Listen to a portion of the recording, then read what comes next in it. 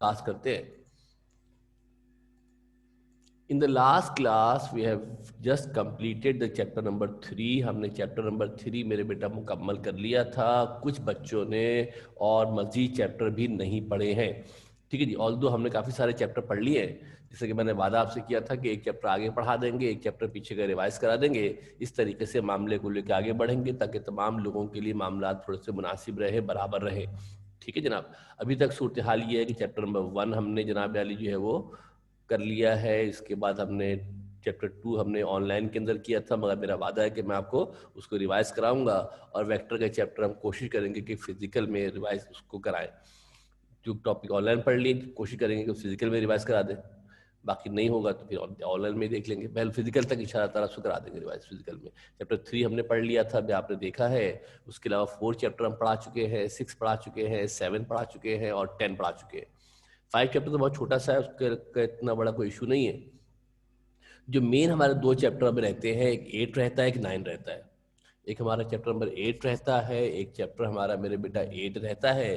तो धीरे धीरे हम चैप्टर नंबर 8 शुरू करने की कोशिश करते हैं। थोड़ा सा स्लो डाउन करके करेंगे, आहिस्ता आहिस्ता करेंगे। और आप लोग भी कोशिश करना मेरे बेटा कि जो चीज़ें आपके सामने आ रही हैं उनको ज़रा पढ़ने की कोशिश करें। थोड़ा चैप्टर ज़रा सा ट्रिकी सा है, इंटरेस्टिंग सा है। थोड़ा सा स्लो डाउन हो जाएगा तो चीज़ें समझ में आती हैं। तेज तेज फास्ट होता है तो ज़रा आगे से चीज़ें निकल जाती हैं। चैप्टर नंबर 8 का हम आगाज करने जा रहे हैं आज। किसका मेरे बेटा? चैप्टर नंबर 8 का आगाज करने जा रहे हैं। थोड़ा सा चैप्टर बड़ा है, थोड़ा सा चैप्टर तवील है, बड़ा है, मगर फ़ायदा ये है मेरे बेटा कि जब हम ऑनलाइन के अंदर पढ़ते हैं तो आपको पता है कि उसकी रिकॉर्डिंग वगैरह भी हो जाती है और बाद में आप चाहेंगे तो उसको देख भी सकते हैं। चैप्टर नंबर 8 की हम बात करेंगे। चैप्टर नंबर 8 का नाम है वेव मोशन एंड साउंड। क्या नाम मेरे बेटा है? वेव मोशन एंड साउंड हमारे पास जनाब इसका नाम है। और इसमें वैसे तो 3 टॉपिक है अलग अलग। हम जो टॉपिक पढ़ेंगे वो पढ़ेंगे सिंपल हार्मोनिक मोशन। क्या पढ़ेंगे बेटा हम? सिंपल हार्मोनिक मोशन आप पढ़ेंगे। सामने आपको नजर आ रहा होगा एक पेंडुलम की तरह चीज़ है जो आपके सामने वाइब्रेट कर रही है। इस तरीके से जो चीज़ आपकी वाइब्रेट करती है इसको सिंपल पेंडुलम जनाब जो है वो कहा जाता है। सिंपल हार्मोनिक मोशन के हवाले से पढ़ेंगे, फिर साउंड के हवाले से पढ़ेंगे। एक दो चीज़ें और भी हैं मेरे बेटा जो सिलेबस से अब निकाल दी गई हैं, जो रेड्यूस कोर्स उसमें से निकल गई हैं। वो जब मैं चैप्टर मुकम्मल कर लूँगा तो आपको बताऊंगा कि कौन कौन से टॉपिक्स ऐसे हैं। क्योंकि जब आप फाइवर खोल के देखोगे ना तो वहाँ आपको थोड़ी सी प्रॉब्लम आएगी, अभी भी आ रही होगी। बहुत सारे बच्चे आके माशाल्लाह पूछते हैं सर ये सवाल नहीं हो रहा, नहीं आ रहा। और बहुत सारे बच्चे तो माशाल्लाह इतने अच्छे हमारे हैं, इन्होंने वो सवाल भी कर लिए जो हमने रेड्यूस कोर्स पे नहीं पढ़ाए थे। अच्छी एफर्ट है, अच्छी बात है जनाब। अगर ज़रूरत पड़ेगी तो करा भी देंगे। मगर आप कभी भी किसी सवाल के अंदर कोई डाउट हो तो आप बिल्कुल शेयर कर लिया करें, पूछ लिया करें कि इस सवाल के अंदर सूरत हाल क्या है। इस साल ज़रा कन्फ्यूजन रहेगी इसलिए कि कुछ सवाल आपको लग रहा होगा कि आपको आने चाहिए, मगर पता चलता है एट द एंड कि वो आपके कोर्स पे है नहीं, वो रेड्यूस कोर्स के अंदर है। चैप्टर नंबर 8 की मेरे बेटा बात कर रहे हैं, वेव मोशन एंड साउंड इसका नाम है। और इस चैप्टर में हम क्या क्या चीज़ें पढ़ेंगे ज़रा देख लें। एक तो हम पढ़ेंगे सिंपल हार्मोनिक मोशन। क्या पढ़ेंगे बेटा? सिंपल हार्मोनिक मोशन हम जनाब पढ़ेंगे। सिंपल हार्मोनिक मोशन क्या होती है इसके बारे में पढ़ा जाएगा। इसके बारे में सिंपल हार्मोनिक मोशन को हम फर्दर पढ़ेंगे सिंपल पेंडुलम में।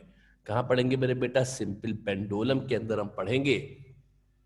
आपकी किताब में अगर हम देखेंगे मेरे बेटा तो अगर आप पिछले नोट्स देखोगे या सवाल देखोगे तो सिंपल हार्मोनिक मोशन 3 जगहों पर है। एक पेंडुलम के अंदर है, एक प्रोजेक्शन के अंदर है, एक स्प्रिंग के अंदर है। एक पेंडुलम के अंदर है, एक प्रोजेक्शन के अंदर है, एक स्प्रिंग के अंदर है।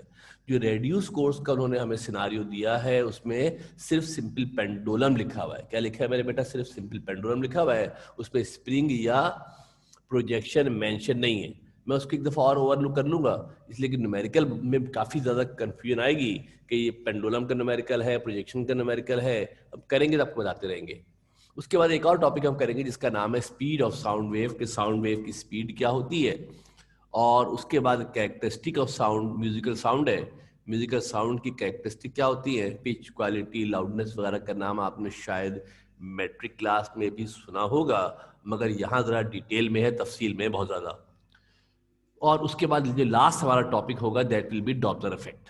क्या होगा टॉपिक बेटा हमारा? डॉपलर इफेक्ट का टॉपिक है जो हमारे पास मौजूद है। मैं फिर कह दूं मेरे बेटा कि जितना मैं पढ़ा रहा हूं क्लास के अंदर, आप नोट्स के ऊपर या कहीं से भी पढ़ोगे इतने पर ही फोकस करना।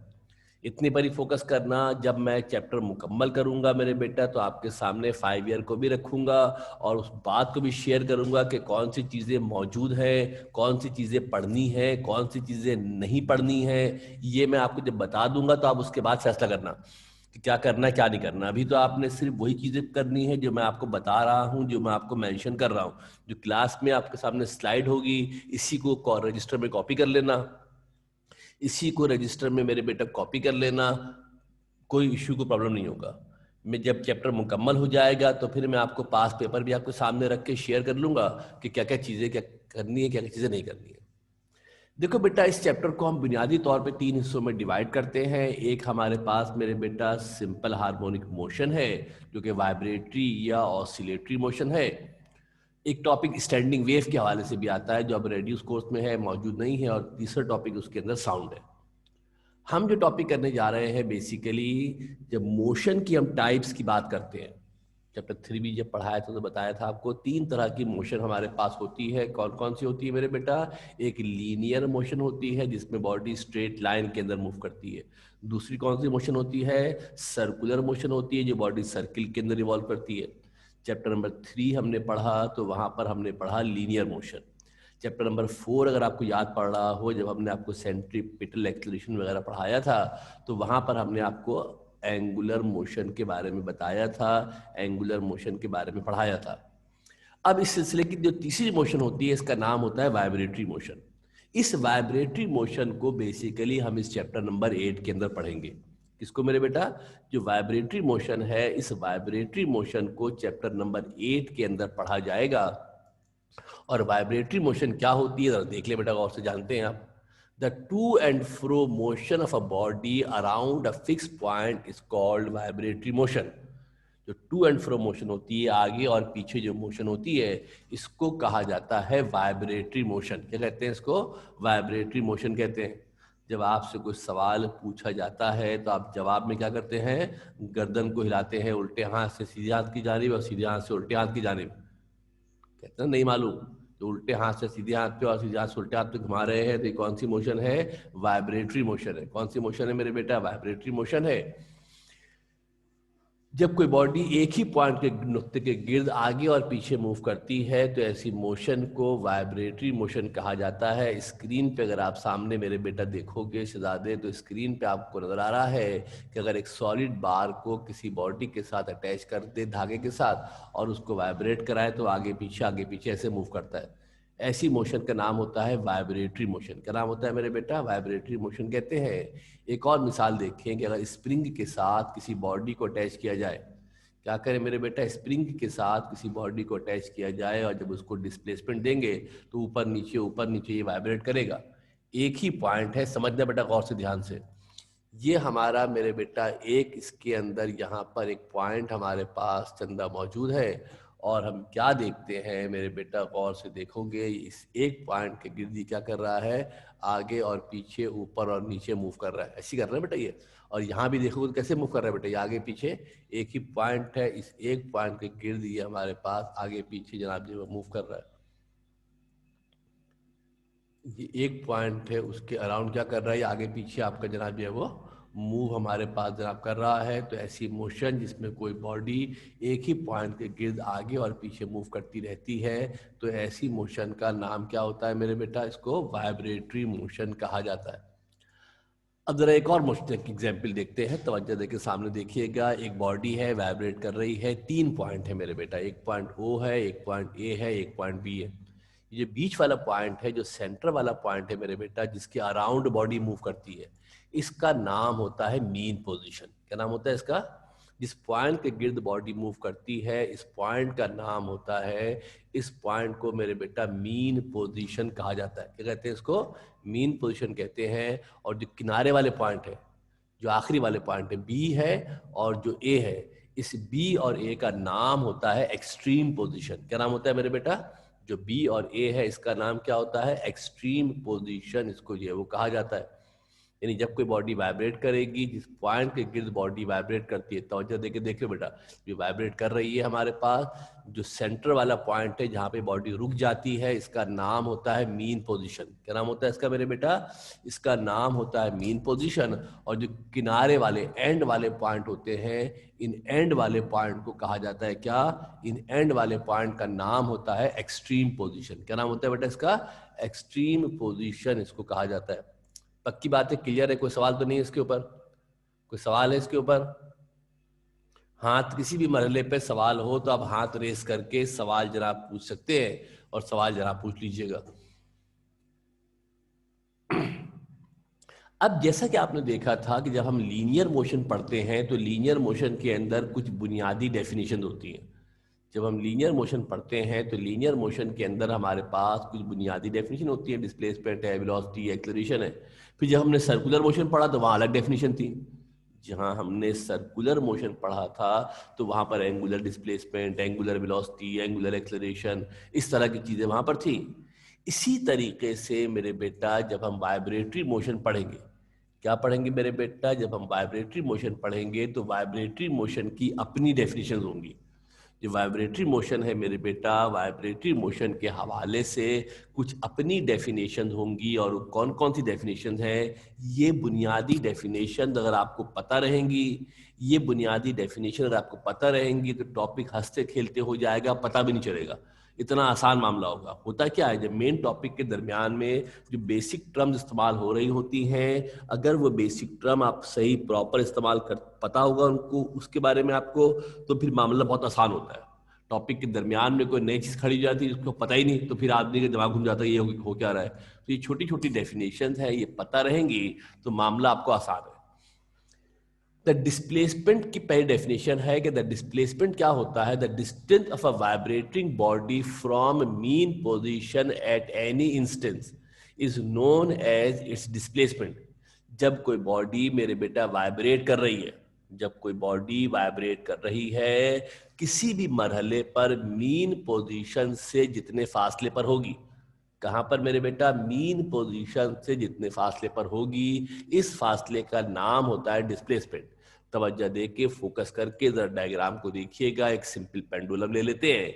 एक हमारे पास बॉडी है, ये एक धागे के साथ जुड़ी हुई है, और ये आगे पीछे हमारे पास क्या करेगी? वाइब्रेट करेगी। जिस तरह आपने पिछले एग्जाम्पल के अंदर देखा, जिस तरह आपने पिछले एग्जाम्पल के अंदर देखा, क्या करेगी बेटा? आपका आगे पीछे वाइब्रेट हमारे पास करेगी।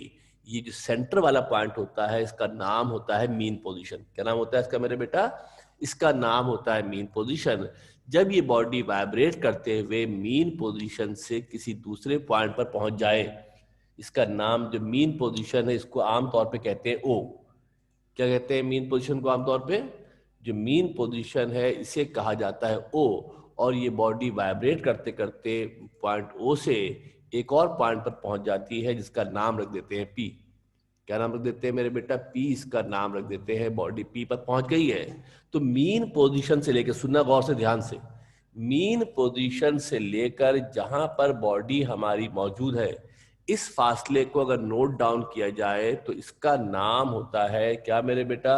इस फासले को कहा जाता है डिस्प्लेसमेंट। क्या कहते हैं इसको? कहां से देख रहे हैं फासला?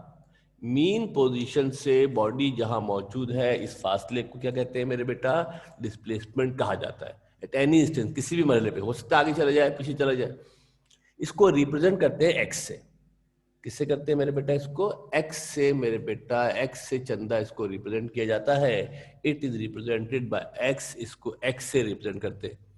सुन ले, तवज्जो देखिए गौर से। फासला कहां से नापोगे? फासला नापेंगे मीन पोजीशन से। बॉडी किसी भी मरहले पर मीन पोजीशन से जितने फासले पर मौजूद है, इसे कहा जाएगा क्या मेरे बेटा? इसे कहा जाएगा क्या? इसका नाम होता है डिस्प्लेसमेंट। एक्स से इसको रिप्रेजेंट करेंगे। फिर आता है amplitude. The next definition is amplitude. जब बॉडी वाइब्रेट करेगी, यहां तो नहीं रुकेगी, बॉडी तो और आगे तक जाएगी, बॉडी तो और आगे तक जाएगी। और जब बॉडी वाइब्रेट करते करते मेरे बेटा बिल्कुल किनारे पर पहुंच जाए, एंड पॉइंट पर पहुंच जाए, एक्सट्रीम पोजीशन पर पहुंच जाए, तो ऐसी सूरत में जो डिस्प्लेसमेंट होगा, ये होता है ज्यादा से ज्यादा डिस्प्लेसमेंट। क्या होता है ये? मैक्सिमम जो डिस्प्लेसमेंट हो सकता है, जो मैक्सिमम डिस्प्लेसमेंट हो सकता है, इसको कहा जाता है एक्स नॉट। क्या कहते हैं इसको मेरे बेटा? इसको एक्स नॉट जनाब कहते हैं, यानी मीन पोजीशन से लेकर, कहां से मेरे बेटा? मीन पोजीशन से लेकर तो आपके पास एक्सट्रीम पोजीशन तक। कहां से मेरे बेटा? जो मीन पोजीशन से लेकर जो एक्सट्रीम पोजीशन तक का फासला होगा, इसका नाम होता है एम्पलीट्यूड। क्या नाम होता है इसका? ये एक्सट्रीम पोजीशन है, मीन पोजीशन है। बॉडी वाइब्रेट कर रही है, दरमियान में कहीं भी है, दरमियान में कहीं भी है, तो इसका मतलब होगा कि वो डिस्प्लेसमेंट है। क्या है मेरे बेटा? डिस्प्लेसमेंट है। और अगर इतना दूर चली जाए, इतनी दूर चली जाए, कहां पहुंच जाए? एक्सट्रीम पोजीशन पर पहुंच जाए। कहां पहुंच जाए? एक्सट्रीम पोजीशन पर पहुंच जाए, आखिरी पॉइंट पर पहुंच जाए, तो उसका नाम हो जाएगा क्या मेरे बेटा? उसका नाम हो जाएगा एम्पलीट्यूड। और इसको रिप्रेजेंट करने के लिए सिंबल होता है एक्स नॉट। एक्स के साथ एक छोटा सा जीरो लगा देते हैं। क्या करते हैं? एक्स के साथ एक छोटा सा जीरो लगा देते हैं। ये भी कह सकते हैं the distance between mean and extreme position is called amplitude. Mean position और एक्सट्रीम पोजीशन के दरमियानी फासले को एम्पलीट्यूड कहते हैं। क्योंकि ये डिस्टेंस होता है, क्योंकि डिस्टेंस होता है, लिहाजा इसकी मेजरमेंट मीटर में होगी। किसमें होगी मेरे बेटा इसकी मेजरमेंट? मीटर में इसकी मेजरमेंट होगी। आमतौर पर आपने देखा ना कि डिस्प्लेसमेंट को एस से करते हैं, डी से करते हैं, मगर वाइब्रेटरी मोशन में जो डिस्प्लेसमेंट होता है उसके लिए सिंबल एक्स होता है। उसके लिए सिंबल क्या होता है मेरे बेटा? एक्स हमारे पास चंदा सिंबल उसके लिए होता है। जरूरी नहीं है कि ये राइट साइड पर ही हो, ये पॉइंट लेफ्ट साइड पर भी हो सकता है। ये पॉइंट क्या हो सकता है बेटा आपका? लेफ्ट साइड पर भी पॉइंट हो सकता है। अगर मैं मीन पोजीशन से दूसरी एक्सट्रीम पोजीशन पे जाऊं तो इसका नाम भी एक्स नॉट होगा। इसका नाम भी क्या होगा मेरे बेटा? ये जो दूसरा आपके पास पॉइंट होगा, ये जो फासला आपके पास होगा, इसका नाम भी क्या होगा आपके पास?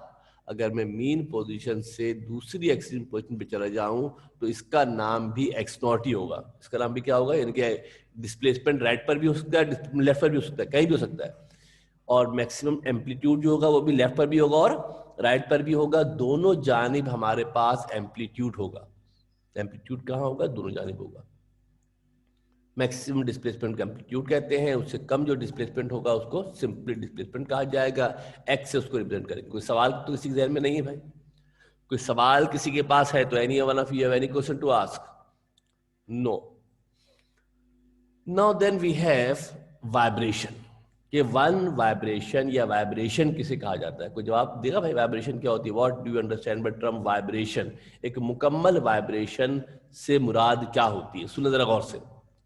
एक कंप्लीट वाइब्रेशन या मुकम्मल वाइब्रेशन उस वक्त होती है, सुनो बेटा गौर से, कि जब कोई बॉडी एक एक्सट्रीम पोजीशन से दूसरे पर जाए, एक एक्सट्रीम पोजीशन से दूसरे पर जाए और फिर दोबारा वापस आ जाए। कहा मेरे बेटा? दोबारा वापस आ जाए पहले वाले पर। तो इसका मतलब होता है कि उसने एक वाइब्रेशन मुकम्मल की। सुनो बेटा गौर से, ए से चले, ए से चल के बी पे पहुंच जाए। ए से चले कहां पहुंच जाए? बी पर पहुंच जाए। फिर बी से चले दोबारा कहां पहुंच जाए? दोबारा वापस ए पर जनाब पहुंच जाए। पहले चला कहां से? ए से। पहले चला ए से, फिर कहां पहुंचा? फिर पहुंचा बी पर। और फिर बी से चला और दोबारा कहां पहुंचा? वापस मेरे बेटा कहां पहुंच गया? ए पर पहुंच गया। ए से बी, बी से ए। तो इसका मतलब होता है मेरे बेटा, क्या बोला जाएगा इसको? इसको कहा जाता है कि मुकम्मल वाइब्रेशन है। क्या बोलते हैं इसको? कंप्लीट वाइब्रेशन कहते हैं, मुकम्मल वाइब्रेशन कहते हैं। The motion of a body from one extreme position to other. किसी बॉडी की मोशन कहां से मेरे बेटा? एक एक्सट्रीम पोजीशन से बॉडी चले और एक एक्सट्रीम पोजीशन से बॉडी चलकर दूसरी एक्सट्रीम पोजीशन पर पहुंच जाए। एक एक्सट्रीम पोजीशन से चलेगी, फिर दूसरी एक्सट्रीम पोजीशन पर बॉडी पहुंच जाए और फिर वहां से दोबारा कहां आ जाए? पहले वाले पर आ जाए। घर से चले सेंटर आए, सेंटर से चले दोबारा घर पहुंच गए, जहां से चले थे दोबारा वहीं पहुंच गए हैं। तो इसका मतलब होगा कि एक वाइब्रेशन मुकम्मल हुई है। One vibration is set to be completed when body moves from one extreme position to the other and then back to the first extreme position, और from A to B and then back from B to A. फिर आता है time period. The next definition is that of time period. Next definition हमारे पास क्या होती है? Time period होती है। क्या होता है टाइम पीरियड? जब बॉडी वाइब्रेशन मुकम्मल करेगी, जब बॉडी वाइब्रेशन मुकम्मल करेगी तो एक मुकम्मल वाइब्रेशन के लिए जो वक्त दरकार होगा, एक कंप्लीट वाइब्रेशन में जो वक्त लगेगा, एक कंप्लीट वाइब्रेशन में, मुकम्मल वाइब्रेशन में जो वक्त लगता है, इस वक्त का नाम होता है क्या मेरे बेटा? इस टाइम का नाम होता है क्या?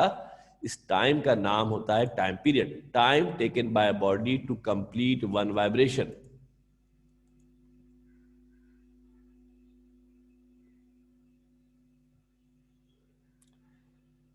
अच्छा जनाब, तो अजय देख ले, वाइब्रेशन बात समझ में नहीं आई है, किसी का सवाल आया है कि वाइब्रेशन से क्या मुराद है, बैक चले जाते हैं तो अजय देख लेते हैं।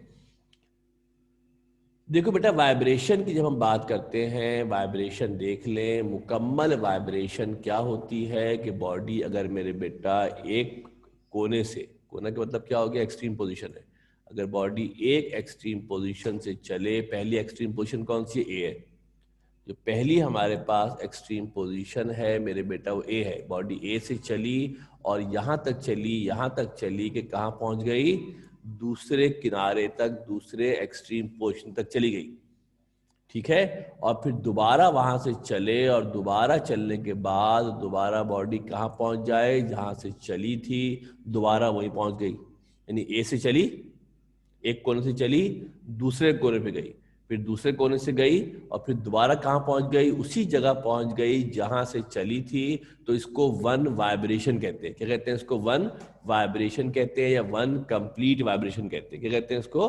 वन कंप्लीट वाइब्रेशन कहते हैं। जो डेफिनेशन हमने आपको लिखी है, समझ ले गौर से, ये वन वाइब्रेशन की डेफिनेशन है। किसकी डेफिनेशन है बेटा? ये जो डेफिनेशन हमने आपको लिखी है, बेसिकली जो डेफिनेशन है, थोड़ा सा और सही कर देते हैं इसको। जो डेफिनेशन हमने लिखी है, this definition is for one vibration. ये वन वाइब्रेशन की डेफिनेशन है। किसकी डेफिनेशन है बेटा? ये वन वाइब्रेशन की मेरे बेटा ये डेफिनेशन है कि वन वाइब्रेशन कब होगी कि अगर बॉडी एक किनारे से चले और एक किनारे से चलने के बाद बॉडी दूसरे किनारे पर पहुंच जाए और फिर दोबारा वहीं पहुंच जाए जहां से चली थी, दोबारा वहीं पहुंच जाए जहां से चली थी। तो इसका मतलब होता है कि उसने एक मुकम्मल वाइब्रेशन मुकम्मल की है। गर्दन को आपने पहले उल्टे हाथ से सीधे हाथ पर घुमाया और फिर दोबारा सीधे हाथ से दोबारा वापस कहाँ आ गए? उल्टे हाथ पर आ गए, यानी नहीं का इशारा मुकम्मल हो गया। तो इसका मतलब है कि एक वाइब्रेशन मुकम्मल हो गई। जहां से बॉडी चलेगी वहीं पर बॉडी दोबारा पहुंच जाएगी। जहां से बॉडी चलेगी दोबारा बॉडी वहीं पर पहुंच जाएगी, एक कोने से दूसरे कोने पर। अगर आप देखो तो मैं डायग्राम में और इजाफा कर देता हूं। अगर इस डायग्राम में आपको कंफ्यूजन लग रही है तो आप डायग्राम से तवज्जो से देख लें आप कि एक किनारे से चली, दूसरे किनारे पे गई और फिर दूसरे किनारे से चली और दोबारा वापस कहाँ आ गई? पहले वाले किनारे पे वापस आ गई है। तो इसका मतलब है कि इसने एक वाइब्रेशन मुकम्मल की। क्या कि इसने मेरे बेटा एक वाइब्रेशन जनाब मुकम्मल की है। अगर ऐसे नहीं देखना चाहते तो एक तरीका और समझा देते हैं, एक डायग्राम और बना देते हैं, ये भी देख लें। एक डायग्राम और बना देते हैं, ये भी मेरे बेटा आप देख लो तवज्जो देके कि आपके पास जनाब जो बॉडी थी वो यहाँ से चली, यूं करके यहाँ से पहले यहाँ चली गई और फिर यहाँ से जाने के बाद दोबारा वापस आ गई है। काफ़ी ज़्यादा मसला हो गया, छोड़ दें इसको। एक एक्सट्रीम पोजीशन से दूसरे पे जाएगी, फिर दोबारा पहले वाले पर आ जाएगी। तो इसका मतलब है कि वाइब्रेशन मुकम्मल हुआ है। एक वाइब्रेशन मुकम्मल करने में जो टाइम लगता है उसका नाम होता है टाइम पीरियड। एक वाइब्रेशन, इसको ट्रिप भी कहते हैं ना यार, क्या कहते हैं इसको? ट्रिप भी कह सकते हैं। एक को एक मुकम्मल ट्रिप किया, जहां से चले दोबारा वही पहुंच गए। टाइम पीरियड क्या होता है? Time to complete one vibration, एक मुकम्मल वाइब्रेशन के लिए जो वक्त दरकार होता है, इसका नाम होता है टाइम पीरियड। क्या नाम होता है इसका? टाइम पीरियड इसका नाम होता है। स्कूल में छोटी क्लासों में, मैट्रिक क्लास में प्रैक्टिकल अगर आपने किए होंगे तो पेंडुलम का प्रैक्टिकल आपने किया होगा। पेंडुलम को हिलाते हैं, एक कोने से दूसरे कोने पर जाता है, फिर दूसरे कोने से दोबारा पहले कोने पर आता है, एक वाइब्रेशन मुकम्मल हो जाता है। और जो टाइम लगता है इसको वन वाइब्रेशन, जो टाइम लगता है इस टाइम का नाम होता है टाइम पीरियड। क्या नाम होता है बेटा इसका? टाइम पीरियड इसको कहा जाता है। इसका एक फार्मूला भी होता है। अब एक वाइब्रेशन का टाइम निकालना बहुत मुश्किल है। स्टॉप वॉच ऑन ऑफ करते करते एक वाइब्रेशन हो जाती है। स्टॉप वॉच ऑन करते करते ही एक वाइब्रेशन हमारी मुकम्मल हो जाती है। तो हम बजाय एक वाइब्रेशन का टाइम निकालने के लिए हम बहुत सारी वाइब्रेशन का टाइम निकाल लेते हैं और टोटल टाइम को नंबर ऑफ वाइब्रेशन से डिवाइड कर लेते हैं। क्या करते हैं, नंबर ऑफ वाइब्रेशंस को डिवाइड कर लेते हैं। एक फार्मूला और बन गया इसका। अगर हम चाहें तो टाइम पीरियड को फाइंड आउट कर सकते हैं एक फार्मूले से। क्या होता है फार्मूला मेरे बेटा, अगर टोटल टाइम को डिवाइड कर दिया जाए नंबर ऑफ वाइब्रेशन से, टोटल टाइम को क्या करें, अगर हम डिवाइड कर दें नंबर ऑफ वाइब्रेशन से तो टाइम पीरियड निकाला जा सकता है।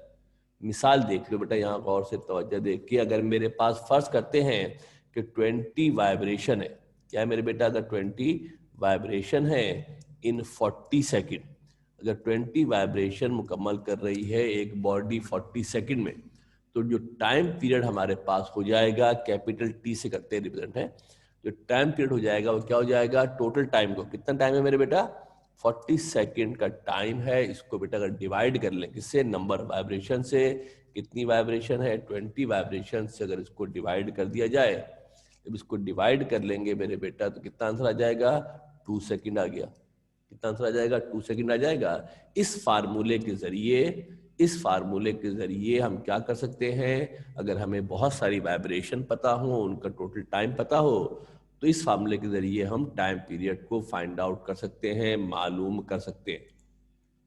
टाइम पीरियड को फाइंड आउट कर सकते हैं, टाइम पीरियड को मालूम कर सकते हैं। एग्जाम्पल मैंने आपको बता दी है किस तरीके से टाइम पीरियड निकाल सकते हैं। न्यूमेरिकल वगैरह में ज़रूरत पड़ेगी तो बता देंगे, वहाँ ऐसा कोई खास जरूरत की है नहीं, पता पहले आपको होना चाहिए कि ऐसे निकाला जा सकता है। Now then we will move to frequency. जहां कहीं टाइम पीरियड होता है, जहां कहीं टाइम पीरियड होता है, उसके साथ लाजमी तौर पे एक और चीज होती है जिसका नाम होता है फ्रीक्वेंसी। आपको याद होगा जब हम पढ़ रहे थे चैप्टर नंबर 4, तो वहां भी जब टाइम पीरियड आया था तो वहां भी फ्रीक्वेंसी आई थी।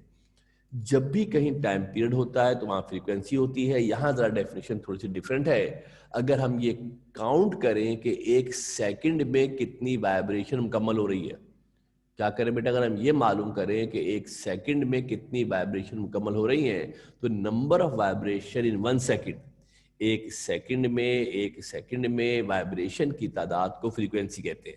एक सेकंड में वाइब्रेशन की तादाद को गिनो ना, एक सेकंड में कितनी हो रही है वाइब्रेशन, तो उसको फ्रीक्वेंसी कहते हैं। और ये टाइम पीरियड का रेसिप्रोकल होता है। यानी फार्मूला क्या होता है, F बराबर होता है 1/T के, पहले भी किया हुआ है। कभी भी कहीं भी जाओगे, जहां भी टाइम पीरियड होगा वहां फ्रीक्वेंसी होगी, और फ्रीक्वेंसी और टाइम पीरियड का हमेशा रिलेशन होता है क्या, F बराबर होता है 1/T के। जो F होता है वो 1/T के बराबर होता है। अगर टाइम पीरियड को 1 को टाइम पीरियड से डिवाइड कर देंगे तो फ्रीक्वेंसी निकल आएगी। इसकी यूनिट का नाम होता है हर्ट्ज, XZ लिखते हैं, बाज़ जगह सेकंड इनवर्स भी लिखा होता है। हर्ट्ज भी होती है, सेकंड इनवर्स भी होती है। हर्ट्ज भी होती है और क्या होती है मेरे बेटा, सेकंड इनवर्स भी हमारे पास इसकी यूनिट हो सकती है। एक और यूनिट इसकी साइकिल पर सेकंड भी होती है, या वाइब्रेशन पर सेकंड भी होती है। सब फ्रीक्वेंसी की यूनिट है। वाइब्रेशन पर सेकंड, साइकिल पर सेकंड, या हर्ट्स बोल दो या सेकंड इनवर्स बोल दो, ये तमाम के तमाम यूनिट वैलिड यूनिट होती है फ्रीक्वेंसी की। आम तौर पे जो यूनिट इस्तेमाल करते हैं वो हर्ट्स होती है। आम तौर पर यूनिट इस्तेमाल करते हैं वो कौन सी यूनिट होती है बेटा, हर्ट्स होती है। Next we come to the periodic motion. ये जरा आप जरा काम की बातें शुरू होंगी, सारी बातें काम की हैं मगर सब इंटरलिंक एक दूसरे के साथ। पीरियोडिक मोशन क्या होती है, पीरियोडिक मोशन से वाइब्रेटरी मोशन की मिसाल आपको और भी दे दें कि बचपन में कभी रस्सी पे झूला आपने झूला हो। बचपन में एक होता है 2 रस्सियों वाला झूला, तख्ता लगा होता है, धक्का देते हैं, दूर जाते हैं वापस आते हैं, दूर जाते हैं वापस आते हैं। वो भी आपकी जो मोशन होती है वाइब्रेटरी मोशन होती है। वो भी क्या होती है आपकी, जो 2 रस्सियों वाला झूला होता है वो भी आपका वाइब्रेटरी मोशन की ही मिसाल होती है। अब पीरियोडिक मोशन क्या होता है, पीरियोडिक मोशन वाइब्रेटरी मोशन का ही नाम है। इसका नाम मेरे बेटा है, जो पीरियोडिक मोशन है मेरे बेटा वो वाइब्रेटरी मोशन का ही नाम होता है। एक ऐसी वाइब्रेटरी मोशन जिसमें हर वाइब्रेशन का टाइम पीरियड सेम हो। क्या हो, हर वाइब्रेशन का टाइम पीरियड सेम हो। अगर पहली वाइब्रेशन 2 सेकंड में है तो दूसरी भी 2 सेकंड में, चौथी भी 2 सेकंड में, 10वीं भी 2 सेकंड में, 100वीं भी 2 सेकंड में।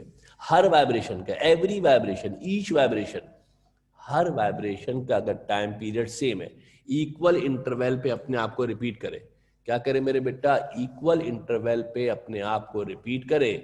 इक्वल इंटरवल पे अपने आप को रिपीट करे, तो ऐसी जनाबे आली ऐसी वाइब्रेटरी मोशन का नाम होता है पीरियोडिक मोशन। क्या नाम होता है मेरे बेटा? The vibratory motion which repeats itself in equal interval of time, or the vibratory motion in which the time period of each vibration is same. The time period of each vibration is same. Her vibration का time period क्या होगा? Equal होगा, same होगा, बराबर होगा। जितना time period पहली vibration का होगा, इतना ही दूसरी का, इतना ही तीसरी का, इतना ही चौथी का, हर वाइब्रेशन का टाइम पीरियड सेम आएगा।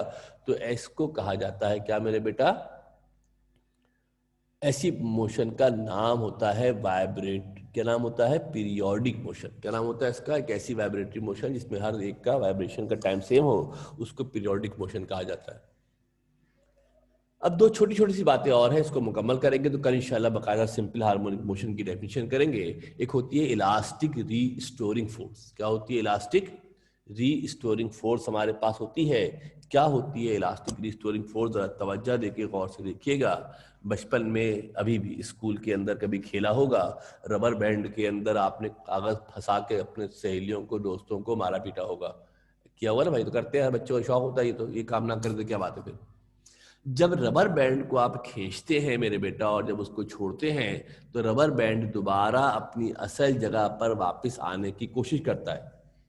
एक स्प्रिंग, इसी तरीके से स्प्रिंग को अगर खींचा जाता है और छोड़ते हैं तो स्प्रिंग क्या होता है? दोबारा अपनी असल जगह पर वापस आने की कोशिश करता है। यानी इसमें एक फोर्स पैदा हो जाती है और ये फोर्स चाहती है कि बॉडी दोबारा वहीं आ जाए जहां से चली है। अगर किसी बॉडी में डिस्प्लेसमेंट पैदा किया जाए, उसकी जगह बदली जाए और वो कोशिश करे, उसके अंदर एक ऐसी फोर्स पैदा हो जाए जो चाहे कि बॉडी दोबारा वहीं पहुंच जाए जहां से उसको डिस्टर्ब किया गया है, जहां से उसको डिस्टर्ब किया गया है, उस पॉइंट का नाम होता है इक्विलिब्रियम पोजीशन। जब किसी बॉडी को डिस्टर्ब किया जाता है, जगह बदली जाती है, तो वो बॉडी के अंदर एक फोर्स पैदा हो जाती है जो चाहती है कि बॉडी को दोबारा उसकी असल पोजीशन की जानिब लेकर जाए। इस फोर्स का नाम होता है इलास्टिक रीस्टोरिंग फोर्स। क्या नाम होता है इसका? The force which brings a body back to its initial state is known as elastic restoring force. वो फोर्स जो किसी बॉडी को अपनी असल हालत में, इनिशियल स्टेट में जहां से वो चली थी, एक और नाम होता है मीन पोजीशन, एक और नाम होता है इक्विलिब्रियम पोजीशन। सब एक ही बात है। इनिशियल स्टेट बोलो, मीन पोजीशन बोलो, इक्विलिब्रियम पोजीशन बोलो। जब डिस्प्लेस करोगे तो वो दोबारा अपनी असल जगह पर वापस आने की कोशिश करती है। एक धागे में, एक रस्सी में किसी बॉडी को बांध के हिला के दूर ले जाके छोड़ दे तो वो अपनी असल जगह पर आने के लिए कोशिश करती है। इस फोर्स का नाम होता है इलास्टिक रिस्टोरिंग फोर्स। ये डायरेक्टली प्रोपोर्शनल होती है डिस्प्लेसमेंट के। जितना ज्यादा डिस्प्लेसमेंट होगा, इतनी ज्यादा इलास्टिक रिस्टोरिंग फोर्स होगी। घर में खेल के देखना, रबर बैंड को लें, उसमें कागज को फंसाएं और खींचें। कम खींचेंगे, डिस्प्लेसमेंट कम होगा, रबर बैंड से जो कागज निकलेगा उसकी रफ्तार कम होगी, इसलिए कि उस पर फोर्स कम अमल करेगी। रबर बैंड को ज्यादा खींचेंगे, उसमें डिस्प्लेसमेंट ज्यादा होगा, तो जो कागज निकलेगा उसकी रफ्तार भी क्या होगी? ज्यादा होगी। दूसरे अल्फाज में इलास्टिक रिस्टोरिंग फोर्स भी क्या होगी? उसके अंदर ज्यादा होगी। घर में खेल के देखना, मार मत देना किसी को, लड़ने घर में लड़ाई पैदा हो जाए, ऐसा मत करना। सिर्फ करके प्रैक्टिस करके देख लेना। रबर बैंड को जब खींचते हैं आप, कम खींचेंगे तो उंगली पे हल्की सा आगे लगेगा। ज्यादा खींचोगे, डिस्प्लेसमेंट ज्यादा होगा तो वो ज्यादा जोर से लगेगा। ज्यादा जोर से लगने के मतलब है कि उस पर इलास्टिक रिस्टोरिंग फोर्स आपके पास ज्यादा इलास्टिक रिस्टोरिंग फोर्स होगी। F is directly proportional to X है। प्रोपोर्शनलिटी के निशान को हटाते हैं तो कांस्टेंट आता है, के से रिप्रेजेंट करते हैं। इस के का नाम होता है स्प्रिंग कांस्टेंट। क्या नाम होता है इसका? इसका स्प्रिंग बेसिकली वो प्रॉपर्टी होती है जिससे बॉडी असल पोजीशन की जानिब मूव करती है। रबर बैंड होगा तब भी उसका नाम स्प्रिंग कांस्टेंट ही होता है। रबर बैंड होता है तब भी उसका नाम स्प्रिंग कांस्टेंट ही नाम होता है। ये मत समझना कि स्प्रिंग कांस्टेंट स्प्रिंग में ही होता है, ये कहीं भी हो सकता है। जहां पर बॉडी के अंदर इलास्टिसिटी है वहां पर स्प्रिंग कांस्टेंट कहलाते हैं, उसका नाम होता है स्प्रिंग कांस्टेंट। और जो लास्ट डेफिनेशन है जिसके बाद हम इंशाअल्लाह सिंपल हार्मोनिक मोशन भी जाएंगे, उसका नाम है इनर्शिया। या आपने छोटी क्लासों के अंदर पढ़ा होगा, मैट्रिक क्लास के अंदर पढ़ा होगा। इनर्शिया वो प्रॉपर्टी होती है जिसकी वजह से बॉडी नहीं चाहती कि उसकी स्टेट तब्दील हो।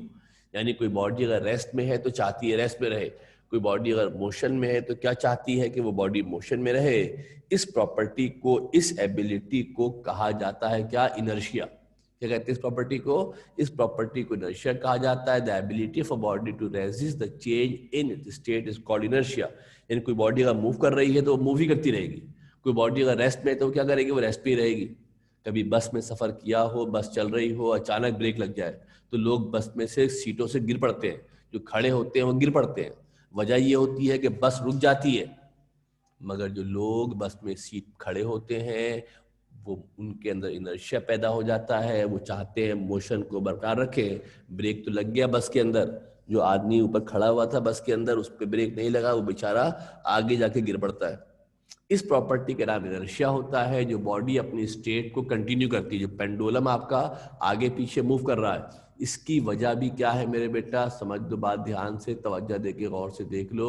जो पीछे मैंने आपको एग्जाम्पल दी है, अगर आप इसको तवज्जो देके देखें, ये पहले क्या हो रहा है, जब ये कोने पर जाता है तो कोने पर जाने की सूरत में क्या देखते हैं मेरे बेटा? जब ये कोने पर हमारे पास जाता है तो ये इसके अंदर, जब ये कोने पर जा रहा है तो इलास्टिक रिस्टोरिंग फोर्स होती है जो उसको वापस लेकर आती है। इसको होना ये चाहिए कि मेन पोजीशन पर रुक जाए, मगर रुकता नहीं है।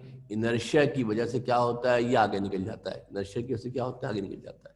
तो ये इंशाअल्लाह जब नेक्स्ट क्लास में आएंगे तो उसको हम, जो मेन हमारा टॉपिक है वो कौन सा टॉपिक मेरे बेटा हमारा है?